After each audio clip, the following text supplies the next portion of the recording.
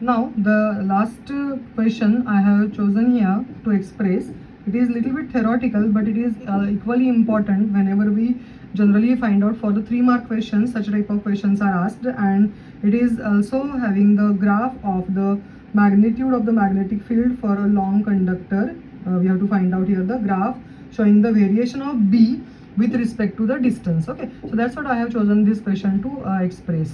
Now let us read the question again. First of all, a straight thick long wire of a uniform cross section having radius A is carrying a current, that is steady current, that is I.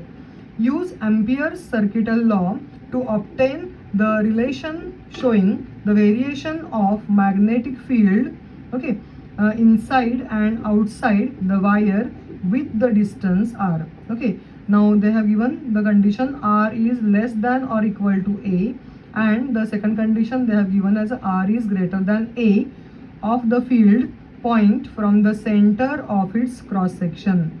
Okay, and we have to plot the graph showing the variation of B with respect to r. Okay, now this is the important thing that we are applying the application of the Ampere circuital law to the long straight cylindrical wire. So we will start with the condition here.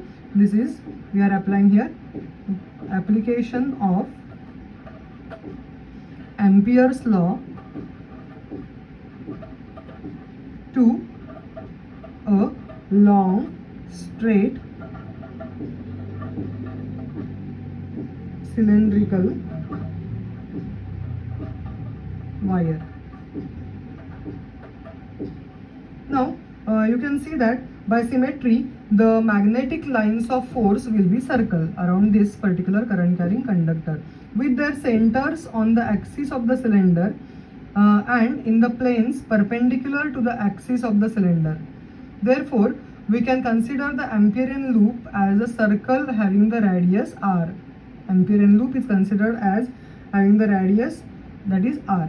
Okay, now this is the outer Amperian loop I have considered, and for the second one we are going to consider the inner Amperian loop, which is shown by the dotted line, whose radius is a, and this outer loop is considered as having the radius capital R. Okay, now we have to find out the field at outside points. So we will first of all take the case A, field at outside points. Now this particular Amperian loop is shown by the number 2 here, isn't it? Okay, this is labeled as a 2. So I'll write down here this number 2 loop is considered. Okay, and this is obviously having the radius r, and the inner Amperian loop is considered to be having radius a. So obviously here r is greater than a. Okay, now that's what they have said the condition. Okay, so in this case length of the loop is considered as L is equal to 2 pi r. Again it is a circumference. Okay, the net current enclosed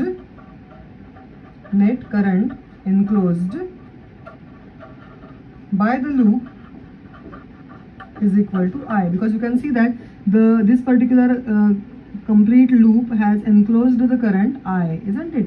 So this is the wire. Okay, now we are going to apply the Ampere circuital law.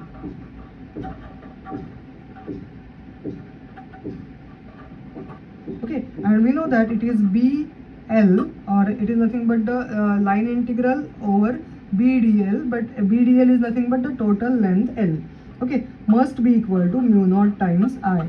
Now B and length of this particular loop is second loop is considered as a circumference of that loop, that is 2 pi r is equal to mu naught into I. So we will get it here, B is equal to mu naught I upon 2 pi r. Okay, so this is very important that this formula is for r is greater than a. We have considered the condition. Okay, now from this formula you can clear that B is, because mu naught is constant, current passing is constant, 2 pi is constant, so B is inversely proportional to r, isn't it? So whenever the field at outside points goes on decreasing. You can see here with the distance decreases as 1 by r. This is the relation for the magnetic field changes according to this formula outside points. Okay, now let us go for the another case, that is second case. R is less than equal to A. Okay, so we will consider this case as a second case. Okay, field at inside points. Okay, so once again we can consider here that the loop is small a. Okay, the loop is having the radius small a, so inner loop which is showing the by number 1, so I'll write down this is loop number 1. Okay, and in this case r is less than a. Okay, now again we are going to consider length of the loop. L is equal to 2 pi into A. Okay, now we have the clear, we can say here in this case that the current enclosed by the loop 1 is less than I. Okay, as the current distribution is uniform, the fraction of current I enclosed we have to find out. This is very important, that the current enclosed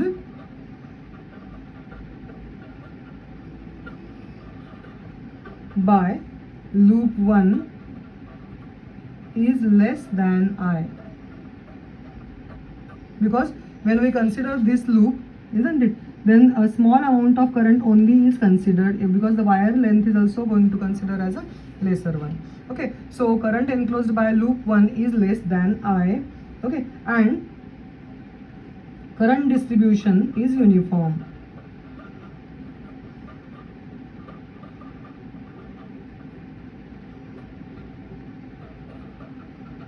Therefore, fraction of current enclosed is now different, that is I dash is equal to I upon pi a square into the area where the current is actually flowing, isn't it? So it will be given as a I r square divided by a square. Okay, once again we are going to apply Ampere's law. BL is equal to mu naught times, now it is I dash, because we have the fraction of the current which is flowing through that particular region is BL is equal to mu naught times N mu naught I dash. Okay, so this is B into L is B into 2 pi R is equal to mu naught into I r square upon a square. Okay, so we can have here B is equal to mu naught I upon 2 pi a square, and this is r and this is r square, so we can have here mu naught I upon 2 pi a square into r. Okay, so you can see here that B is directly proportional to R for inside points.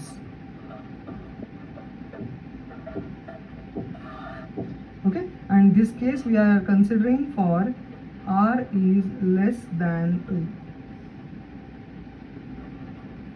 R is less than E, isn't it? Okay, now we are going to understand here once again that the relation for the field inside points is B is proportional to R. That means B is proportional to R when we move from the axis of the cylinder towards the surface, and it decreases as 1 by R. So variation of the magnetic, suppose we have to find out magnetic field with respect to the distance, then we can plot the graph in this manner. So this graph is sometimes asked in the exam.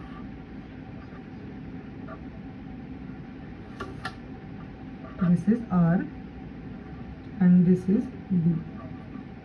Okay, so up to A, the magnetic field is directly proportional to R. Okay, so the graph becomes